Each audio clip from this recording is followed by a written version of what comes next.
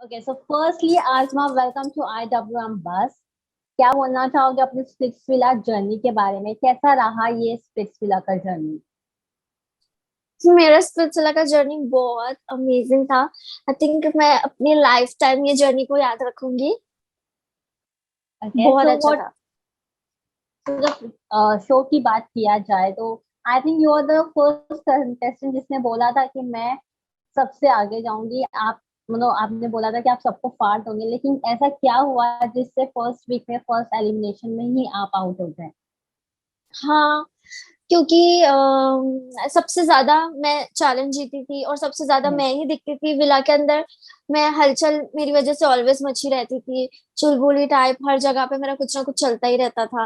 Yes. तो I think कि ये लोगों ने कैच कर लिया और उसका एडवांटेज उठाया कि इसको जल्दी से निकाल दो, क्योंकि अगर ये रहेगी तो किसी को फुटेज मिलेगी नहीं, क्योंकि मैं फुटेज क्वीन हूँ। ओके सो आज अगर शो की बात की जाए तो आप ऐसी कंटेस्टेंट थी जिसने तीन तीन लड़कों को डेट किया था। एक स्पेशल अपॉर्चुनिटी आपको मिला था। वो डेट के हम्म। बारे में क्या बताना चाहोगी? क्यों नहीं आपका उस डेट में एक कोई कनेक्शन बन पाया? Is there any reason something? Actually उस डेट के बाद मेरा एक कनेक्शन बना था शिवम, कि मैंने सोचा था मैं शिवम के साथ परफॉर्म करूंगी। डेट के बाद मैंने और शिवम ने बात की थी और उसने जी। बोला था कि अभी हम दोनों साथ में परफॉर्म करेंगे और हम दोनों अभी साथ में रहेंगे। और मैं चाहे कुछ भी करूं, मैं तुम्हारे साथ ही परफॉर्म करूंगा और ओरेकल के पास जाऊंगा। तो उसी डोर में मैं निकल गई। तो हम्म। ओके सो जब शो में देख जैसे कि हमने देखा कि आप सबके टारगेट में रहती थी, वो आपके आप ऐसी कंटेस्टेंट थी जिसके साथ सबका ऑलमोस्ट बहस होता ही रहता था। आपके कमेंट्स को लेकर, हर एक चीज को लेकर कंटेस्टेंट आपको टारगेट करते थे। इस पे क्या बोलना चाहोगे आप? क्योंकि क्योंकि जो मेरे साथ अच्छा रहता था मैं उसके साथ अच्छी रहती थी। और मैं मुझे जी। अगर कोई कुछ बोल देता था ना उल्टा, चाहे फिर वो मेरा दोस्त भी क्यों ना हो या कुछ भी क्यों ना हो, मैं उसको आंसर जवाब देती ही थी किसी भी हालत में। जबकि दूसरी लड़कियां क्या करती थी कि इसने बोल दिया, यार मैं इसको अभी कुछ नहीं जवाब दे सकती वरना ये मुझे एलिमिनेट कर देगा, या ये मुझे डम कर दे, सॉरी एलिमिनेट बोल दिया, या मुझे ये या हाँ वो उसमें एलिमिनेट कर सकता है, या मुझे ये सेव नहीं करेगा। डर के ये वो लोग जवाब नहीं देती थी। मैं मोस्ट फियरलेस कंटेस्टेंट थी, जो मैं किसी से नहीं डरती थी। तुझे एलिमिनेट करना है, तुझे जो करना है कर, लेकिन जो मेरे दिल में होता था वो मेरे जबान पे होता था ऑलवेज। आपको हम्म। क्या लगता है, अगर आप आउट नहीं होते तो आपकी जगह किससे आउट हो जाना चाहिए था फर्स्ट वीक ऑफ एलिमिनेशन में? I think Nikita and Shweta. Of course Shweta, क्योंकि उसको होना ही था, क्योंकि वो कुछ कर ही नहीं रही थी विला में, मुझे दिखती भी नहीं थी कुछ भी नहीं। एंड निकिता क्योंकि वो मुझे पसंद नहीं थी, तो मैं ऑब्वियसली ऑब्वियसली चाहूंगी जो मुझे पसंद नहीं है वो चले जाए। सो आज बात कौन सा एक कपल है जिसे आप आगे तक देखना चाहते हो? आप चाहते हो कि वो स्पिट्सविला का विनर बने? कौन एक ऐसा कंटेस्टेंट या कपल है? मैं चाहती हूँ शिवम जीते स्पिट्सविला और आगे जाए। तो फिर वो किसी के साथ भी पैर अप करे, आई डोंट केयर, मैं चाहती हूँ कि वो जीते बस।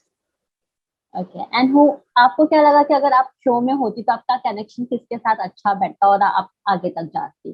कौन आपको सबसे ज्यादा सपोर्ट करता है इस विला में?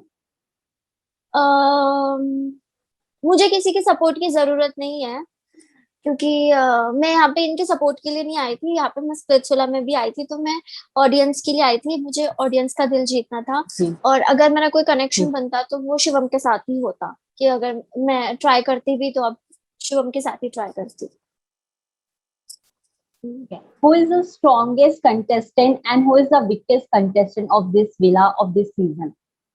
I think Kevin is the strongest. आपने लास्ट टाइम पे देखा होगा कि मैंने कितनी बड़ी जी। गलती की कैट को चैलेंज करके। ये मेरी सबसे बड़ी गलती थी। आई थिंक अगर मैं उसको चैलेंज नहीं करती तो मैं शायद आज सेफ रहती।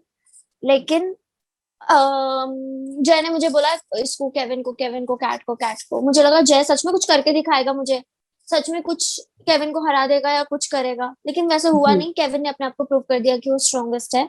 एंड वीकेस्ट में आरुषि, क्योंकि उसने कुछ किया ही नहीं अब तक।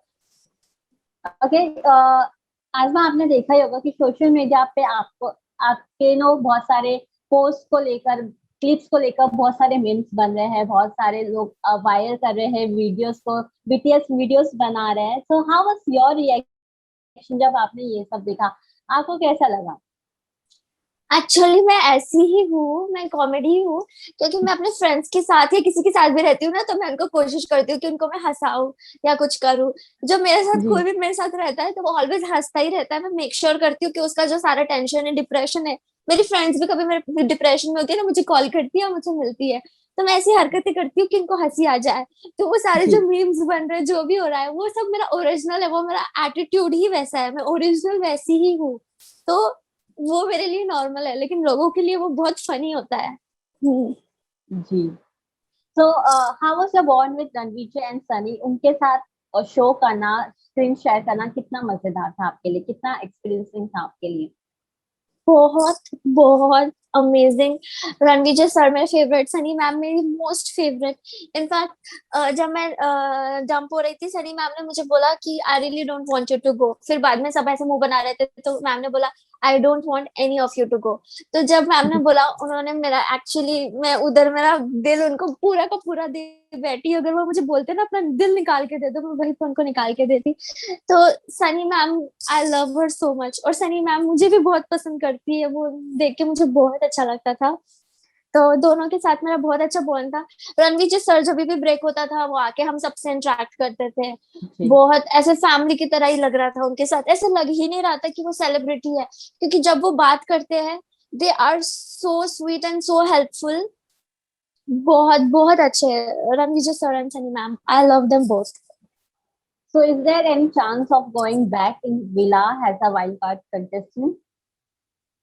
अगर ऐसा चांस मिलता है तो मैं जरूर वापस जाना चाहूंगी। Okay, so finally, any message for the audience who was loving you from the starting of the episode? Again मैं सबको सॉरी बोलना चाहूंगी कि आप लोगों ने मुझसे बहुत एक्सपेक्ट किया होगा, और मैंने फर्स्ट डे से बोला है कि मैं बहुत आगे तक जाना चाहूंगी, और वैसे हुआ नहीं। तो मैं आप सबको सॉरी बोलना चाहूंगी कि मैं आप लोगों को डिसअपॉइंट किया है। शायद मुझ में ही कुछ कमी रह गई होगी कि मैं इतना आगे तक नहीं पहुंच पाई, मैं ये गेम को सही से नहीं समझ पाई। तो I am really sorry guys, लेकिन मैं पूरी कोशिश करूंगी कि मैं आपको ऑलवेज एंटरटेन करती रहूं और हंसाती रहूं। अब मुझे नहीं पता स्पिरिचुअल में आपको कौन हंसाएगा, कौन क्या करेगा, आई डोंट नो। लेकिन जब तक मैं थी, मैंने मेक श्योर किया कि आप लोग हंसते रहो और एंजॉय करो। तो I think I am really sorry guys, and I love you all. Thank you, Asma, for giving your precious time and all the best for the future. Thank you, same to you, Thank you. Bye. Bye.